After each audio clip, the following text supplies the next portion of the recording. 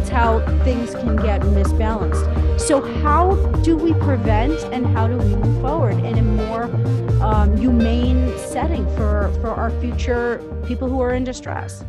Of course, of course. And I think, I'm speaking to a lot of perspectives, throughout this interview. I'm speaking to the anti-psychiatry, psychiatric abolition perspective. I'm speaking to the MAD perspective.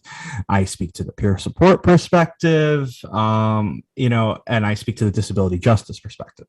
And I think a lot of those are interconnected, and then they also all have conflicting ideologies for many different reasons. And I think that there's a lot of validity on a lot of different sides. And at the same time, I can see that, when I speak to my work as a mad abolitionist, that it's so crucial that we have all of these facets of discourse and ideology, and actually speak in conversation to kind of evolve the paradigm in our movement.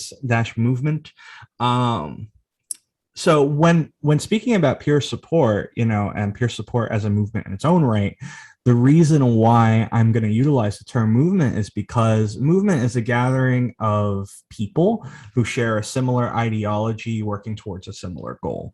And in peer support, in that respect, you have roots from the labor movement, you have roots from the psychiatric survivor MAD movement, and roots from different recovery movements and ideologies. So peer support exists as a naturally occurring alternative, right, to the existing service system, right, the existing mental health industrial complex that we build in community, or we can build in community, but you can also embed it within, which again, you end up stepping into co-opting and what can occur with peer support inside of those service systems, and try to utilize it in a way to kind of change the paradigm of how we approach mad people and people experiencing emotional distress. So one of the things that I think is so important about peer support is that the validity of peer support gives us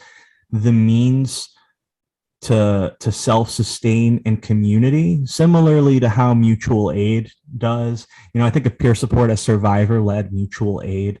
We're building our own networks. That's historically why peer support was created, right? Was for that reason. And I mean the formalization of peer support within the mental health industrial complex was created with the purpose of, we're going to build our own services. We are our own experts. We can figure this stuff out. And those alternatives being built while simultaneously we dismantle the existing systems that are oppressing us. The great thing about it is that now, as we decarcerate and deinstitutionalize, our people have somewhere to go for support.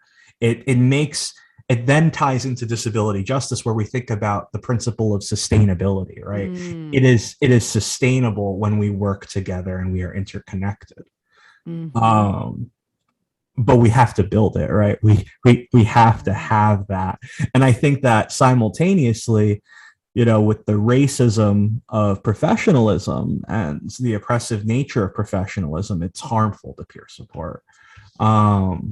So it's really it's a give and take there, where you have, okay, so we have these crisis alternatives in the community that are important for us to have, for our people, for the liberation of our minds,